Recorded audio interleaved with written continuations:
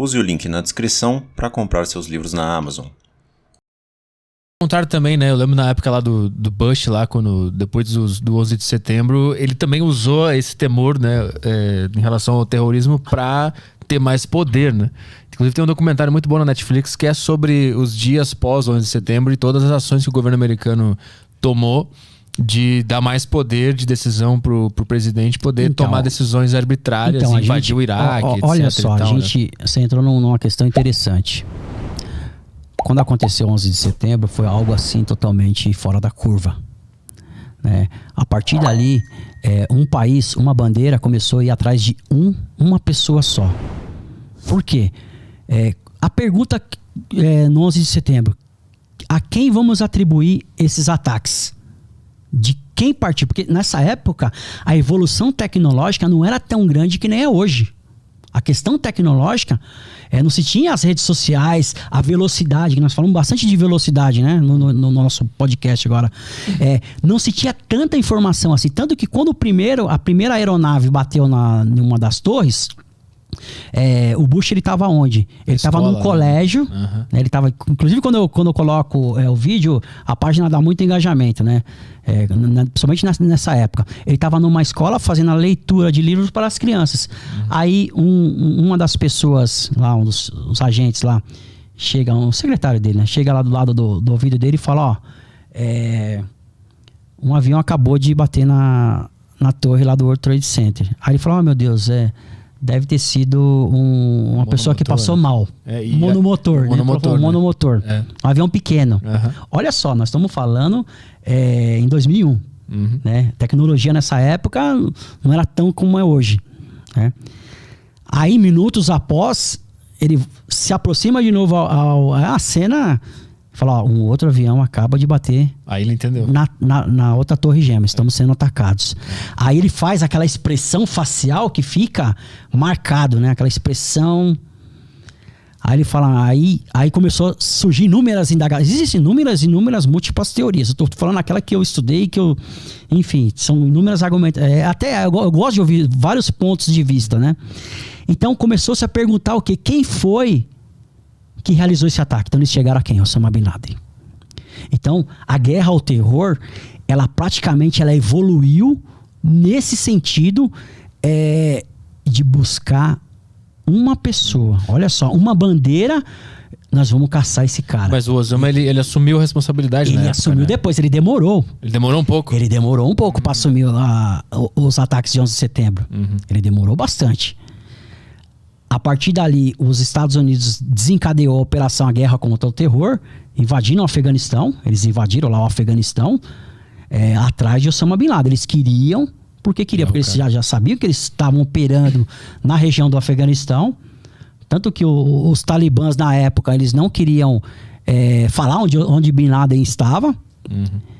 E aí tem aquelas inúmeras batalhas, né? A batalha de Tora Bora, que é uma região montanhosa lá do Afeganistão.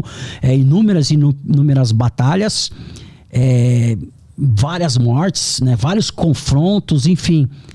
Quanto tempo que demorou para eles capturarem Bin Laden? 10 anos. E foi estranho também. 10 anos. E foi muito estranho tudo. 10 anos. Eu não sei se tu gosta de conspiração, mas foi bem estranho. Não, tem jogaram o cara no mar. Inúmeras teorias da conspiração. Não, mas a justificativa existe o porquê jogou no mar, né? Então, só pra você entender. Eles demoraram 10 anos. Inúmeros interrogatórios em Guantánamo, em Abu Ghraib, lá no Iraque. Inúmeros interrogatórios para se chegar. Qual que era a maior dificuldade do governo americano no sentido de detectar onde Osama Bin Laden estava? Porque o Bin Laden, a Al-Qaeda, ela operava para se chegar na sua liderança em nível de segurança em nível elevado. Ou seja, ele operava através de mensageiros. O Bin Laden, ele operava através de mensageiros, né? E alguns poucos mensageiros. E a CIA sabia que ele operava com os mensageiros e eles tinham que chegar nesse mensageiro. E demorou-se muito tempo para chegar no mensageiro, até que eles conseguiram chegar num quartiano que era um mensageiro do Osama Bin Laden. Então, eles descobriram que o Bin Laden não estava mais no Afeganistão, que ele tinha partido para o Paquistão. Ele foi para o Paquistão E aí começou aquele processo de investigação, mandando mais de 40 agentes para o Paquistão, justamente numa cidade chamada Peshawar, né, que está bem lá ao norte do Paquistão, e no sentido de detectar onde estava esse mensageiro. E esse mensageiro ele se movimentava de Peshawar, ele descia para uma outra cidade chamada Karachi, enfim, ele andava por várias partes do país, e eles detectaram que esse indivíduo ele estava numa região. E eles conseguiram uma fotografia desse. Tem até um filme que fala bastante sobre isso daí, A Hora Mais Escura. E eles conseguiram essa informação de que o mensageiro estava em tal lugar. E ele... engraçado que o mensageiro, ele, no início, antes dessa tecnologia toda que nós vivemos, ele operava com bilhetes. Literalmente com cartas. Mas aí ele começou a evoluir também com celulares. Ele começou a usar celular. E essa questão do geoposicionamento, de detectar onde esse indivíduo estava com esse celular, também foi um papel também de evolução até na questão de geoposicionamento dos nossos celulares de hoje. Partindo justamente dessa investigação até chegar-se ao mensageiro. E eles detectaram que esse mensageiro entrava numa cidadezinha, numa casa, numa mansão, né, numa cidadezinha chamada Abbottabad, lá no Paquistão. E eles, a partir do momento que ele entrou naquela mansão, naquela casa que se destacava justamente das outras, que estava a menos de 2 quilômetros da principal academia militar paquistanesa, o governo americano desencadeou uma das maiores operações já vistas em solo americano, que é a Operação Lança de Netuno.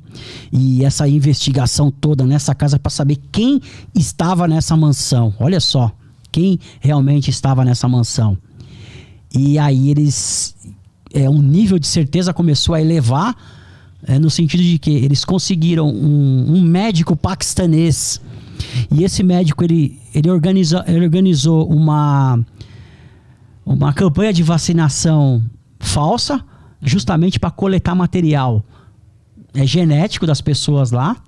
Só que engraçado que até hoje não se sabe se ele conseguiu ou não coletar um material genético. Eu acredito que sim, porque esse médico paquistanês está preso até hoje no Paquistão. Cara, ele foi preso, dá até uma pesquisada. Ele tá preso, esse cara. Esse médico, ele trabalhou pra CIA. Ele trabalhou ele foi preso por traição. Literalmente por traição. Literalmente por traição. Cara, mas os Estados Unidos não ajudou o cara. Mas não tem como ajudar, porque não prometeu Então, mas não tem como ajudar. Não tem como ajudar, não teve como tirar esse indivíduo de lá. Mas deve ter prometido, ó, faz isso aqui, a gente eu acredito que faz sim. morar lá e pegar o cara eu no meio do caminho. Eu acredito que deva ter alguma... ou financeiro, enfim. Vai morar nos Estados Unidos. Ele deve ter tido apoio nesse sentido. Mas pra que era aí, o material genético era pra quê? Pra detectar se o Osama Bin Laden estava lá. Porque sempre teve essa dúvida se ele estava na casa ou não. Será que ele tá lá? Mas eles tinham um correspondente? Se ele tá lá, se ele está lá nessa casa, porque se o mensageiro entrou lá, porque eles sabiam quem era o mensageiro. Porque, pra você ter uma ideia, essa questão do mensageiro foi tão importante, porque nos interrogatórios que a CIA fazia ao longo desses anos, sempre vinha o nome de uma pessoa, que era esse mensageiro, que sempre estava do lado de Osama Bin Laden. Então eles tinham certeza que aquele indivíduo trabalhava para Osama Bin Laden, mas eles não tinham certeza se era esse indivíduo que estava lá dentro da mansão e se Bin Laden efetivamente estava lá. Tanto que o diretor da CIA, o Leon Panetta, na época, nós precisamos de certeza se ele está lá. Se a gente tiver certeza, tanto que o Obama, na época do governo Obama, vamos jogar um míssil lá então. Mas se jogasse um míssil nesse lugar, você imagina o impacto diplomático que ia ter. Sim. E ainda mais a questão da certeza, se era ele ou não. Só que dentro desse processo de investigação, esse indivíduo que... Surgiu uma questão de um indivíduo que ele saía da mansão e ele tomava sol. Ele saía da mansão, tomava sol debaixo de uma tenda, de uma tenda de lençóis. E em alguns pontos lá, ele deu meio que uma vacilada. E eles conseguiram tirar, o satélite conseguiu tirar a foto dele, e eles fizeram um cálculo da altura com a estatura que Bin Laden tinha. Então esse nível de certeza ele aumentou um pouco. Cacete. Ele aumentou esse nível de certeza justamente por causa dessa fotografia, que eles falavam que é um andarilho. Tanto que o apelido dele é um andarilho. Esse indivíduo, ele saía periodicamente só para tomar sol e voltava. Ele não se relacionava com as outras pessoas da casa. E um outro fator interessante, que tinham 3 mulheres na casa. 3 ou 4 mulheres na casa. 3 ou 4. E sendo que só tinha 2 homens. Uhum. Então, no mundo muçulmano, a gente sabe como é que funcionam as coisas, né? Uhum. Então tem que ter um outro homem. Então, tem todas essas teorias. Só que o nível de certeza ele começou a aumentar. Então foi para quase 90% de que Bin Laden estava lá. Então, com esses 90%, eles teriam que ter o quê? A certeza. E a certeza foi a Operação Lança de Netuno, onde os Navy SEALs, o Team 6, né, de 24 homens mais preparados do mundo, foram através de com os Black Hawks lá. Inclusive um dos Black Hawks caiu, né? Tem até as imagens disso lá. E eles conseguiram capturar Osama Bin Laden, e eles mataram Osama Bin Laden. Aí você pergunta, pô, mas tem certeza disso? Né? É interessante, eu gosto dessa questão da certeza. A certeza é que os ataques pararam. Não teve mais nenhum ataque da Al-Qaeda depois que o Bin Laden morreu. Mas teve mais outros depois do... E não só isso. A morte de Osama Bin Laden não foi tão importante com o que os americanos encontraram lá de documentação da Al-Qaeda. Continuou tendo ataque terrorista na Europa, não? Mas aí diminuiu. Aí começou a diminuir muito depois que Bin Laden foi capturado. Não teve em Paris umas coisas horríveis lá? Metrô... Então, mas aí que tá. Os ataques de Paris, eles tiveram um viés totalmente diferente com a Al-Qaeda. Ali foi o Estado Islâmico. Ah, tá. São coisas diferentes. Totalmente diferente. Entendi. A questão do Estado Islâmico é uma questão de terrorismo um pouco mais moderno. Inclusive, eles eram muito mais modernos do que a Al-Qaeda. O Estado Islâmico ele tem um objetivo bem diferente da Al-Qaeda. O Estado Islâmico ele quer aniquilar todos aqueles que são infiéis, que não pensam a mesma ideologia. A ideologia do Estado Islâmico é aqueles que têm a doutrina, que fala a doutrina wahhabista, uma doutrina muito radical. Eles são muito radicais. A Al-Qaeda não, o objetivo da Al-Qaeda é o quê? Destruir cidadãos americanos e ingleses. O negócio é com o anglo-saxão mesmo. É muito específico. A Al-Qaeda ela é muito específica nesse sentido. Eu não sabia que tinha esse direcionamento. Tem, a Al-Qaeda ela é muito específica. Agora, o Estado Islâmico não. O Estado Islâmico ele age de uma forma muito mais ampla. Tanto que, pra você ter uma ideia, o Afeganistão hoje tem um problema sério com o ISIS-K, que é uma ramificação do Estado Islâmico, que mesmo eles não entendem que o Talibã é um governo, o Emirado Islâmico agora, né, do Talibã. Eles não entendem que o Talibã é governo, e eles estão, inclusive, realizando atentados contra o Talibã. Por eles entenderem que o Talibã não tem a mesma ideologia que eles. Você imagina, terrorista brigando contra terrorista. Sim. Então, eles têm essa ideia. Agora, o Al-Qaeda é bem diferente. A Al-Qaeda é mais direcionada. O foco é mais direcionado. Então, como eu estava falando, os ataques acabaram. Literalmente acabaram. Teve alguns pontuais, mas acabaram. Ali os ataques depois da Osama. E não sei se o processo de investigação americano ele evoluiu nesse sentido, porque eles tinham muito material. Eles conseguiram fazer uma coleta muito grande de material e realmente entender como é que funcionava a Al-Qaeda em si. E aí, que nós falamos sobre a questão do Estado Islâmico. O Estado Islâmico ele surge após a Primavera Árabe, né? No ápice da Primavera Árabe de 2013, 2014, que foi um movimento que começa no norte da África e ele se espalhou para outros países, né? Outros países árabes, no sentido de reivindicações trabalhistas, questão de mais liberdade, enfim, isso derrubou vários governos. E abriu um vácuo. Só que o único governo que não foi derrubado, qual foi? O governo da Síria. O governo de Bashar al-Assad. Esse governo não caiu. O Talibã, o Estado Islâmico não conseguiu. Surge ali o Estado Islâmico, né, depois da Primavera Árabe. E o Estado Islâmico ele se concentra naquele vácuo daquela revolução que aconteceu na Primavera Árabe na Síria, que acontece aquela grande revolução na Síria, uma guerra civil interna que se perdura até hoje, até os dias de hoje, essa guerra civil, uma guerra muito pesada lá na Síria, e eles não conseguem resolver esse problema.